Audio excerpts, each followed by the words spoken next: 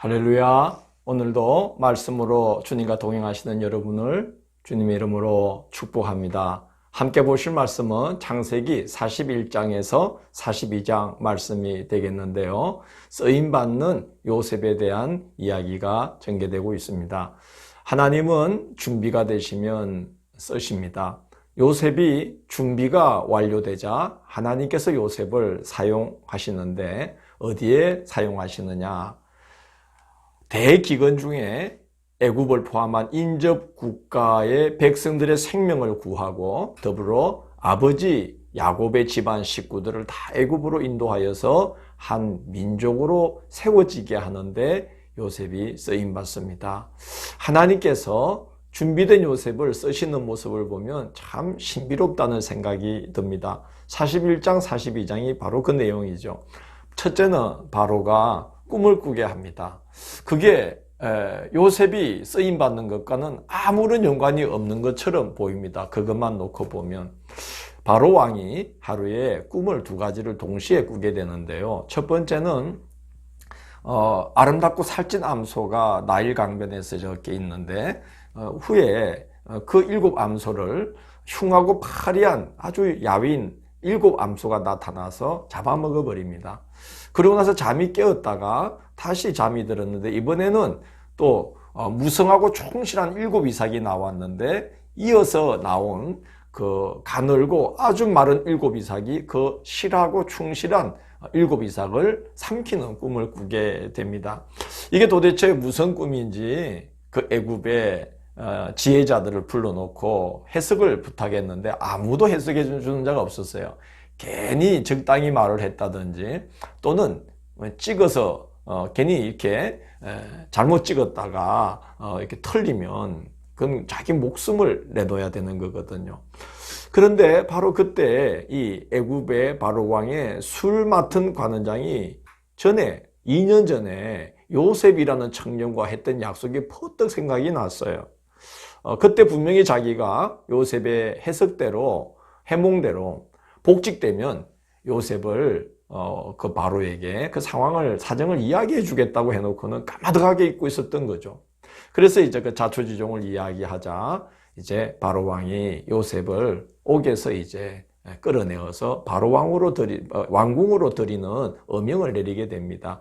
41장 14절은 요셉의 오랜 고난이 끝나는 장면입니다. 이에 바로가 사람을 보내어 요셉을 부르매 그들이 급히 그를 옥에서 내놓은지라 요셉이 곧 수염을 깎고 그의 옷을 갈아입고 바로에게 들어가니 이렇게 기록되어 있습니다. 그냥 생각만 해도 기분이 좋은 장면이죠. 고생 끝 행복 시작인 거예요. 하나님께서 계획하신 13년 연단이 끝나고 요셉이 준비되자 요셉을 옥에서 풀어주어 왕궁으로 들이라는 어명이 떨어졌죠. 어명이 떨어지니까 요셉은 곧장 옥에서 왕궁으로 들어가는 준비만 딱 갖춘 채 곧장 왕궁으로 들어가게 됩니다. 하나님께서 일하시는 모습을 보면 준비는 매우 철저히 또 차근차근 다져가면서 시키지만 준비가 잘 완료되면은 하나님이 쓰시는 일은 매우 신속하게 길을 여시는 것을 볼 수가 있습니다. 우리가 모세를 쓰신 것도 보면 모세가 정말 40년 동안 광야에서 준비되지 않습니까? 첫 40년은 자기가 인생을 뭐든지 할 수 있는 자신감을 갖고 있다가 애굽 사람 한 명 쳐 죽이는 걸로 끝나지만 그 이후에 40부터 80까지 40년 동안은 자기가 정말 아무것도 아니라는 존재, 아무 존재도 아니라는 것을 뼈저리게 이제 깨달으면서 하나님 앞에 서게 되죠. 그리고 그 이후에 40년은 자기는 아무것도 아니지만 하나님이 함께 하시면 뭐든지 할 수 있다는 것을 보여주는 너무나 귀한 일로 쓰임을 받게 되지 않습니까? 다윗도 그렇죠. 왕이 된다는 기름 부음을 받았지만 10수년을 정말 인근 나라까지 또 도망을 가서 여러 가지 일들을 고난을 겪으면서 10수년의 세월을 연단받습니다. 준비되는 것이죠. 그러나 때가 무르익자 하나님께서 길을 활짝 열어주시지 않습니까? 하나님께서 역사하시면 그렇게 일이 성취되기도 하는 것입니다. 준비되는 과정은 참 힘들지만 그러나 준비될 때 우리가 하나님께 순종하여 잘 준비되면 준비된 자를 하나님이 쓰실 때 길을 여시는 것은 하나님께는 아무 어려운 일이 아닙니다. 옥에 있는 요셉을 꺼내어서 바로 앞에 세우는 그런 일을 하나님은 얼마든지 손쉽게 하실 수가 있는 분입니다. 이어지는 내용을 보면 요셉이 그 13년 동안 얼마나 잘 준비되었는지를 엿볼 수가 있어요. 먼저 꿈을 해몽해 주는데 7년 대풍년과 이어지는 7년 대기근이 이제 있을 거라는 것을 이제 예고합니다. 그리고 대기근 때에 대비책에 대한 이제 그 계획도 내놓죠. 41장 33절에서 36절은 요셉이 내놓은 대비책입니다. 첫 번째는 명철하고 지혜 있는 사람을 택하여 그 일을 총괄하게 하라는 거예요. 둘째는 각 지역, 나라 안에 각 지역의 감독관들을 두어서 7해 풍년 동안에 소출의 5분의 1을 거두게 하라는 거예요. 셋째는 각 성읍에 곡물 창고를 두어서 그 세금으로 거둔 곡식을 저장하게 하라는 거예요. 그래서 이제 기근이 되면 각 지역에 있는 곡물 창고에서 신속하게 이제 곡물을 나눠주라는 것이죠. 당시는 모든 것이 중앙 집중 시스템이었습니다. 모든 것이 왕궁으로 모이고 왕궁에서 전국적으로 이렇게 배포되는 그런 시스템이죠. 그럼 한번 생각해 보십시오. 대기근 때에 그죠? 그 곡식을 일일이 각 지방으로 내려보낸다는 건 이건 보통 어려운 일이 아니고 또 그렇게 풍년 때 곡식을 거두는 것도 중앙으로 계속 모으는 것도 보통 일이 아니죠.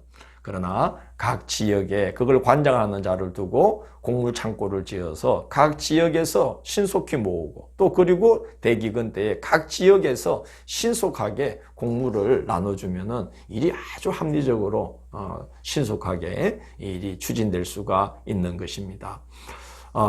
그래서 이제 그런 이야기를 다 이제 대비책을 내놓은 후에 요셉이 그렇게 하면 이 흉년으로 말미암아 나라가 망하지 아니할 것입니다. 라고 이제 이야기를 합니다. 왕과 신하들이 반하지 않을 수가 없고 그리고 또 동의하지 않을 수가 없는 그런 대비책을 내놓은 것입니다. 이제 하나님께서 그동안 인내했던 요셉에게 상급을 주십니다. 총리가 되게 하죠. 왕이 인장반지를 내줍니다. 모든 결재권을 요셉에게 주는 거죠.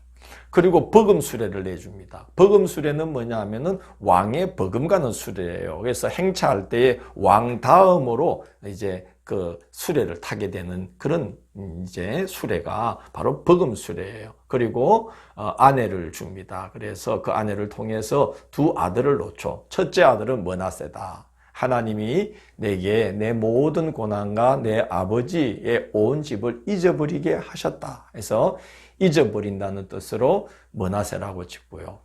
둘째는 에브라임이라고 짓는데 하나님이 나를 내가 수고한 땅에서 번창하게 하셨다. 그래서 이제 번창하다, 창성하다 하는 뜻으로 이제 에브라임이라고 둘째 아들의 이름을 짓게 됩니다.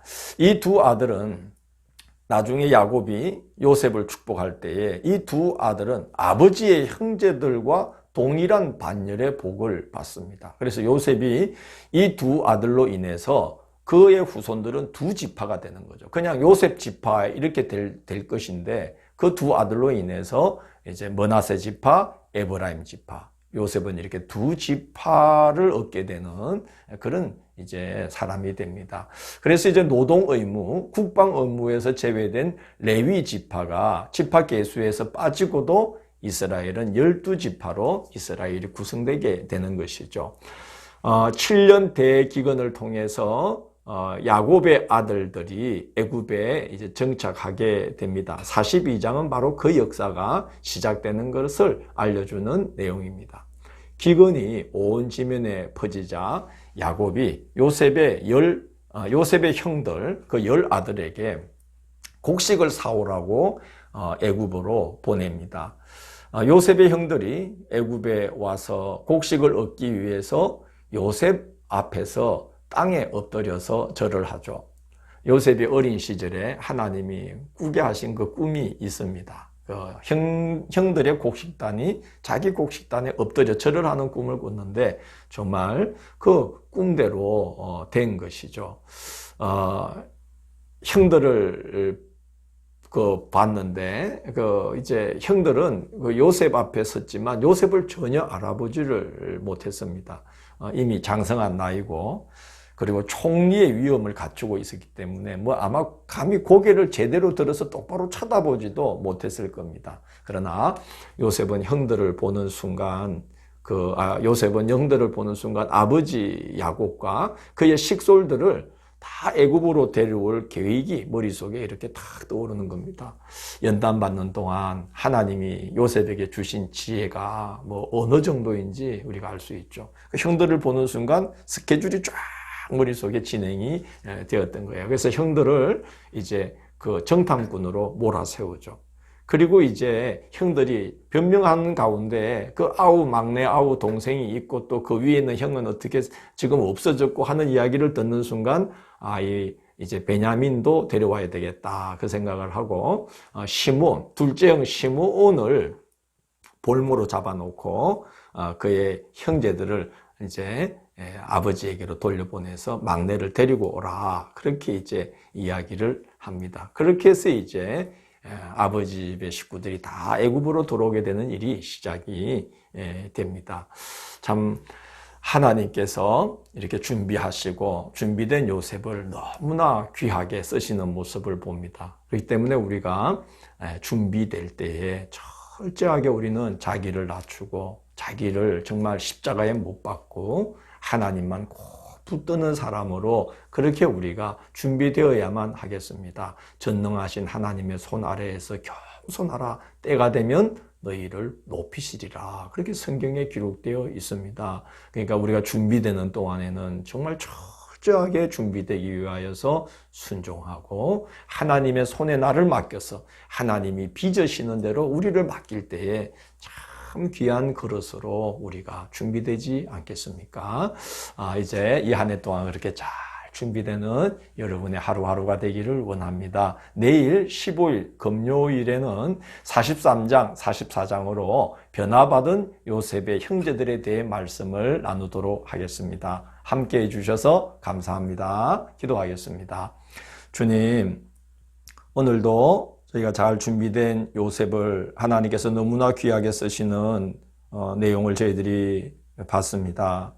저희들도 이 어려운 코로나 시대에 지난 한 해 연단받으며 지내왔습니다.